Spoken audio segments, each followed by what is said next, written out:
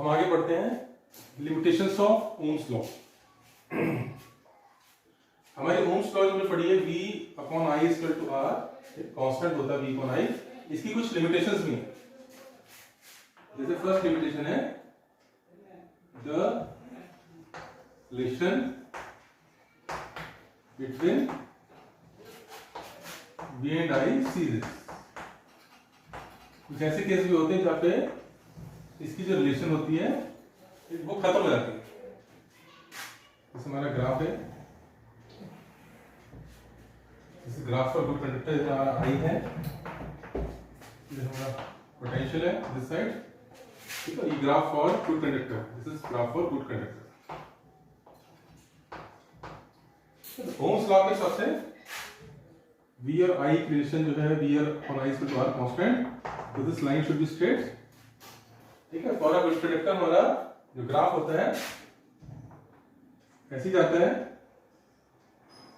लेकिन एक टाइम के बाद जब करंट काफी बढ़ जाता है तो हमारी रिलेशन जो होती है इसमें थोड़ा चेंजेस आते हैं। यानी this no more remains a line, means this ratio V upon I no more remains constant, ठीक है। तो दिस इज वन लिमिटेशन, ठीक है, गुड कंडक्टर। वो आगे हम पढ़ेंगे कि क्यों ऐसे यहाँ पे डेरिवेशन आती है, बट ये हमारी रिलेशन आते हैं थोड़ी सी चेंज हो जाती है। नेक्स्ट डेरिवेशन पढ़ते हैं।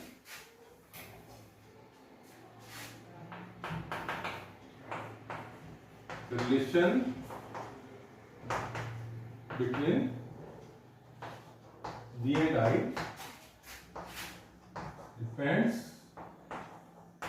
on sin of V। तो कई केसेस में जो रिलेशन होती है ये हमारे V के साइन पे डिपेंड करती है। V के साइन का मतलब है कि जैसे हमारे पॉजिटिव V होगा, ठीक है, उसके रिस्पेक्ट में करंट होगा तो उसके कुछ हमारा रिलेशन आएगा। बट जब नेगेटिव लेंगे उसकी V की वैल्यू, नेगेटिव का मतलब क्या होता है, सिर्फ डायरेक्शन अपोजिट करते हैं। तो हमारा करंट भी जो है अपोजिट होना चाहिए, current should be in opposite direction, लेकिन वैल्यूज वही होनी चाहिए। तो ग्राफ वैसे ही आना चाहिए जैसा हमारा फॉरवर्ड का, लेकिन बस वो ग्राफ नेगेटिव वैल्यू के लिए करंट की वैल्यू नेगेटिव होनी चाहिए। बट कई केसेस में होता है कि जो पॉजिटिव वैल्यूज के लिए ग्राफ है, नेगेटिव वैल्यूज वाला ग्राफ बिल्कुल डिफरेंट होता है, ठीक है। वो किस केस में होता है, जो हमारे सेमीकंडक्टर डायोड्स होते हैं, कंडक्टर डायोड्स, ये हम बाद में चैप्टर्स में पढ़ेंगे, सेमीकंडक्टर वाले चैप्टर में उनका ग्राफ। तो जब हमारे इधर हमारा पोटेंशियल डिफरेंस इधर I है तो हमारा फॉरवर्ड ग्राफ कुछ ऐसा होता है, इट इज इस तरह का ग्राफ होता है, ठीक है। V की वैल्यू पे हमारा I की वैल्यू इस तरह हमारी चेंज होती है, और ये हमारा होता है इन मिलियन के, दिस इज इन मिलियन के, I की वैल्यू मिलियन के। जब हम वैल्यूज नेगेटिव करते हैं पोटेंशियल की, नेगेटिव मतलब इस साइड, नेगेटिव का मतलब सिर्फ होता है कि हमने उसका बैटरी के टर्मिनल्स एक्सचेंज किए। तो पोटेंशियल अगर हम नेगेटिव कर रहे हैं तो यानी वैल्यूज तो वही रहेंगी, बट टर्मिनल्स हम उसकी वैल्यूज नेगेटिव हो जाएंगी, बट मैग्नीट्यूड वही रहेगा। तो करंट की वैल्यू भी नेगेटिव हो जाएगी, यानी अपोजिट डायरेक्शन में वैल्यूज वही होनी चाहिए, यानी ग्राफ नेगेटिव का भी ऐसा होना चाहिए। अगर ये 1 पोटेंशियल पे I1 है या 2 है तो नेगेटिव 1 पे भी नेगेटिव हमारी वैल्यू सेम I की होनी चाहिए, बट ऐसा नहीं होता, ठीक है। नेगेटिव पे हमारा डिफरेंट वैल्यूज आती हैं। तो इधर हमारा नेगेटिव करंट है, इधर नेगेटिव पोटेंशियल है, तो दोनों नेगेटिव ग्राफ है। एक्चुअली इसका ग्राफ बहुत डिफरेंट होता है, इसका ग्राफ आगे जाके पढ़ोगे उस चैप्टर में, it takes very different values, ठीक है। और इनफैक्ट इधर जो करंट होता है ये माइक्रो एम्पियर्स में होता है, ठीक है। तो जैसे कंपैरिजन में हमें करंट ही लग रहा है, ये करंट ये वैल्यू दोनों बराबर नहीं है, ये मिली एम्पियर में है, जैसे माइक्रो एम्पियर, और ग्राफ में भी काफी डिफरेंस है, ठीक है। तो मतलब V के साइन पे डिपेंड करता है, पॉजिटिव के अलग I की वैल्यूज होती है, लेकिन नेगेटिव के लिए, नेगेटिव V के लिए हमारी I की वैल्यूज जो है बिल्कुल अलग होती है, ठीक है। तो यहाँ पे हमारा, यहाँ ओम्स लॉ तो हमारा बिल्कुल भी ओबे नहीं करता है। नेक्स्ट एक और लिमिटेशन है,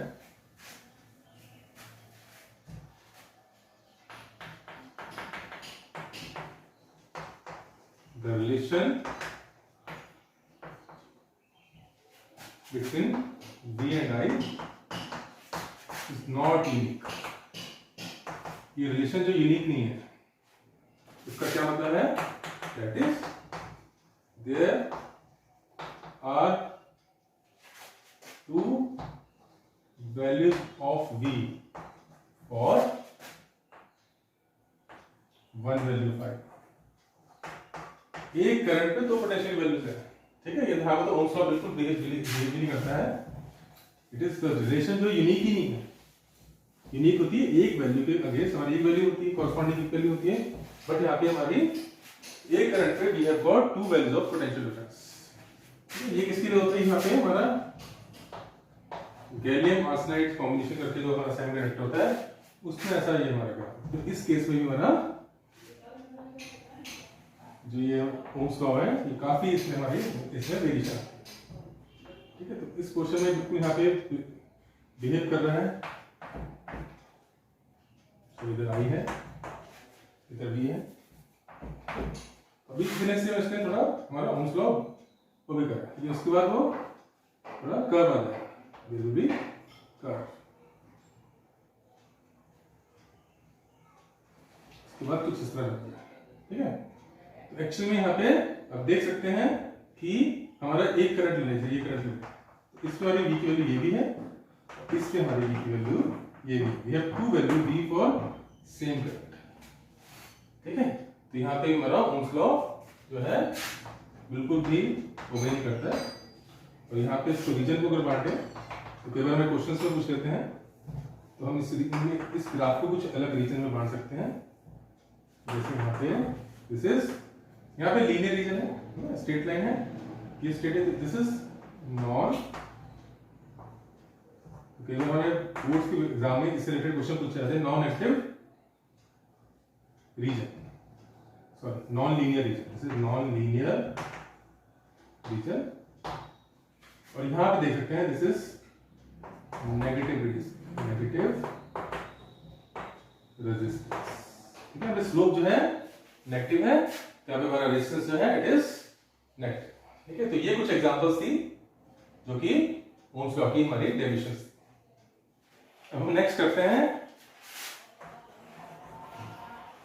effect of temperature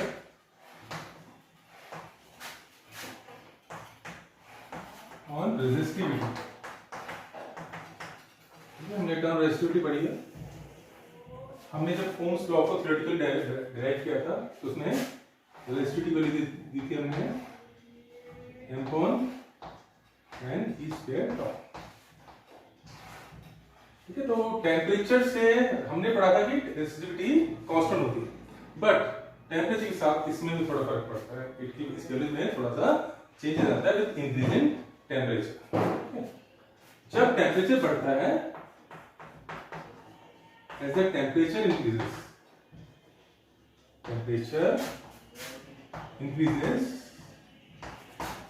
the vibrations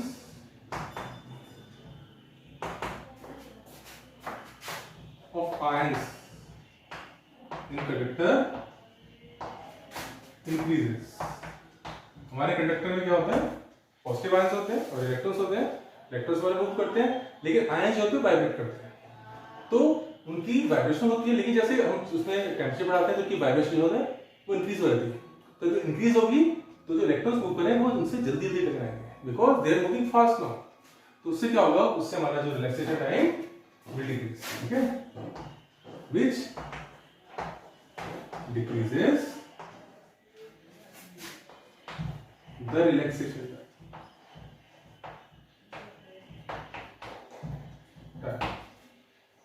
ठीक है। अब यहाँ पे क्लियरली दिख रहा है जो this resistivity is inversely proportional to relaxation time. तो अगर हमारा रिलैक्सेशन टाइम डिक्रीज करेगा तो रेजिस्टिविटी विल इंक्रीज, ठीक है। तो टेम्परेचर के साथ हमारी रेजिस्टिविटी इंक्रीज होती है, और यह हम ऐसे कह सकते हैं resistance will increase because resistance depends on resistivity. इसकी एक रिलेशन दे रखी है, there is relation has been given resistivity की at a given temperature resistivity, अगर हम उसका टेम्परेचर बढ़ाएंगे, this is मान लो this is original resistivity, अगर टेम्परेचर बढ़ाते हैं तो हमारी जो final resistivity it will be 1 plus alpha rho delta delta T is change in temperature, ठीक है। Where this is coefficient of resistance, alpha is alpha rho बोल देते हैं, this is coefficient alpha rho, this is coefficient of resistivity, ठीक है। तो इसका graph जो होता है लीनियर आता है, ठीक है। अगर हम इसका टेम्परेचर, फाइनल टेम्परेचर और रेसिस्टिविटी का इसको ग्राफ बनाएंगे, बिकॉज ये हमारी एक स्ट्रेट लाइन इक्वेशन की तरह आएगी, ठीक है। बिकॉज डेल्टा टी जो है, डेल्टा टी इसको final temperature minus initial temperature T0 करेंगे, तो ये हमारा variable, this is initial temperature, उसमें अगर हम लगाएंगे, ठीक है, दिस इज आल्सो कांस्टेंट, हम अल्फा इज आल्सो कांस्टेंट, तो हमारा वेरिएबल ये y की तरह और x की तरह करेंगे, तो ये जो रिलेशन है स्ट्रेट लाइन की इक्वेशन आती है, ठीक है। तो दिस इज द रिलेशन जो कि स्ट्रेट लाइन रिलेशन होती है। तो this resistivity increases linearly with temperature, ठीक है। तो यहां पे लिख सकते हैं resistivity increases linearly with temperature। इसमें भी कुछ हमारे वेरिएशंस हैं। at temperature much lower than 0 degree, there are variations shown, ठीक है, from this equation। जैसे हम अगर टेम्परेचर हमारा बहुत कम है 50 केल्विन, दिस इज 100 केल्विन, ठीक है, तो 273 हमारा 0 डिग्री होता है, उससे बहुत नीचे है। यहाँ पे हमारे 0.2 0.4 ये हमारे resistivity value rho and it is in 10 की पावर -8 ओम मीटर, ठीक है, ये हमारी रेसिस्टिविटी वैल्यू है। तो दिस ग्राफ शोज ये स्ट्रेट लाइन की तरह बिहेव करता है, ठीक है, it shows variations from straight line, ठीक है। इसके अलावा some materials like nichrome जो कि अलॉय होता है ऑफ निकल, आयरन एंड क्रोम, ये अलॉय, ये इसके अलावा एक हमारा मैंगानीन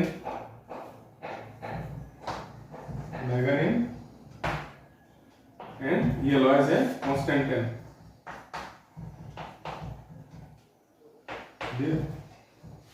so very little variations